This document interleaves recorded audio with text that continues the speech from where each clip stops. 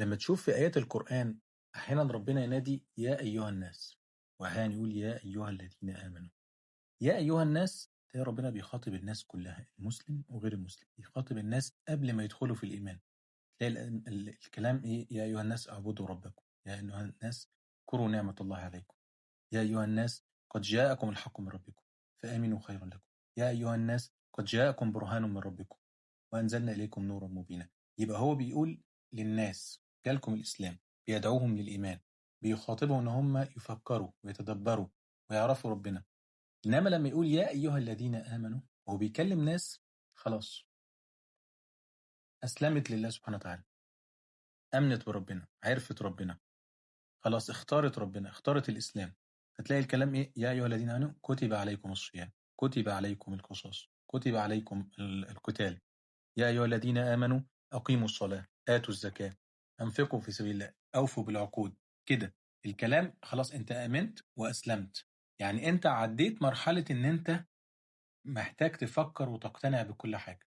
عشان كده لازم تفهم إن أنا لما يجي ربنا سبحانه يقول لك صلي الفجر ركعتين، الظهر 4 ركعات، المغرب طب ليه أنا بعمل كده؟ ليه ده 3 ركعات وده 4 ركعات؟ ليه بلف حوالين حجر وبرجم حجر وبقبل حجر في الحج؟ هو ربنا أمرك بكده، أنت بتلتزم بكلام ربنا سبحانه وتعالى، أنت اخترت ربنا سبحانه. يعني ألغي مخي؟ لا، أنت اخترت بمخي، أنت استخدمت عقلك وتدبرت وتفكرت لحد ما وصلت لربنا سبحانه وتعالى، ثم أسلمت. هو ده الإسلام، أسلمت له أمرك، سلمت له نفسك. الشيخ الشعراوي كان يقول لك لما انت بتيجي عندك مرض، عندك عيا، بتروح تدور على الدكتور، بتسأل وبتفكر وبتسأل الدكتور ده وبتسأل الدكتور ده، ممكن تسمع من دكتور والتاني لحد ما تلاقي دكتور تقتنع بيه وبعلمه وبحكمته فتسلم له نفسك. يقول لك بقى خلاص افتح بقك، خد الدواء الفلاني، خد الحقنة الفلانية، يديك بنج خالص ويغيبك عن الوعي ويفتح بطنك ويعمل فيه يعني العلاج اللي هو شايفه وانت مسلم له. هو ده الإسلام. أنت عرفت ربنا، اتأكدت وفكرت وجاوبت على الأسئلة الكبرى اللي هنقول عليها، إن الكون ده له خالق، والخالق ده صفات 1 2 3، والدين الحقيقي هو الإسلام. فعرفت إن ربنا هو اللي خلقني، وربنا هو إلهي وربي، وهو اللي له الخلق وله الأمر، فلازم أنفذ أوامره دي، وهو اللي هيبعثني ويحاسبني يوم القيامة ويدخلني الجنة أو النار. خلاص سلم لله سبحانه وتعالى. ما تسألش بقى، ما تقوليش كل حاجة اقتنع بيها، ما تقوليش أنا مش مقتنع بالحجاب، أصل أنا مش مقتنع لا، ما ينفعش. أنت خلاص أنت أسلمت لله سبحانه وتعالى، يبقى يكفي إن هذا الأمر جاي من الله سبحانه وتعالى إن هو يتنفذ. خلاص. لما جم الناس تجادل في مسألة الربا، قالوا إيه؟ قالوا إنما البيع مثل الربا، يعني ده حاجة وده حاجة. ربنا ما عادش يقنعهم، ما عادش يقول لهم لا الربا مختلف في كذا، لا أنت بتساعد على إفقار الناس، لا أنت إنما البيع مثل الربا. طيب وأحل الله البيع وحرم الربا، انتهى الموضوع. خلاص هو ربنا أحل ده وحرم ده، يبقى خلاص. يبقى الفكرة كلها اللي يخليك تنفذ الأوامر مش إن أنا أقتنع بيها، إن أنا مقتنع بربنا سبحانه وتعالى، ومقتنع إن الأوامر دي جاية من ربنا سبحانه وتعالى. يبقى هو ده خلاص، دي مصلحتي في الدنيا وفي الآخرة.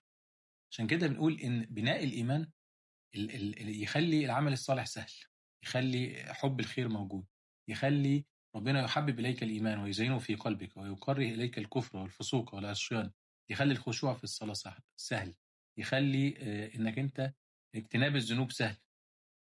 في سورة النساء بقى آية غريبة جدا، ربنا بيقول إيه؟ يا أيها الذين آمنوا آمنوا بالله ورسوله والكتاب الذي نزل على رسوله. يعني طب ما هم مؤمنين. يبقى تفهم من الآية دي إن مسألة الإيمان ما هياش مسألة لحظية، ما هياش خلاص أنا دخلت في الإيمان، لا، ده مسألة الإيمان دي مسألة بناء، إن أنا مطلوب مني وأنا مؤمن إن أنا أزداد إيمان، أرسخ الإيمان في قلبي، أمكنه أكتر من عقلي، أمكنه أكتر من روحي، أزرع الإيمان أكتر وأرسخه أكتر وأعمل له جذور أقوى في قلبي عشان ما يتهزش بسهولة، عشان يبقى راسخ، عشان ما يجيش أي شهوة ولا شبهة تهزه ولا تأثر عليا.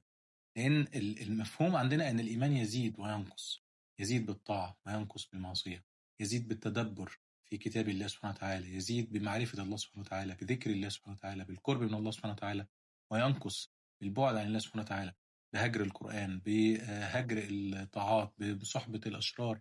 فالبعد عن الله سبحانه وتعالى ينقص الإيمان في قلبه. والقرب من الله سبحانه وتعالى يزيد الإيمان في قلبك. هي دائرة لازم تدخل في هذه الدائرة، لازم الإيمان يتمكن من عقلك ويتمكن من قلبك، وتبدأ تنفذ أوامر ربنا سبحانه وتتقرب إلى الله سبحانه وتعالى، فيزداد الإيمان. زي ما نقول دائرة الإيمان، والذين اهتدوا زادهم هدى وآتاهم تقواه.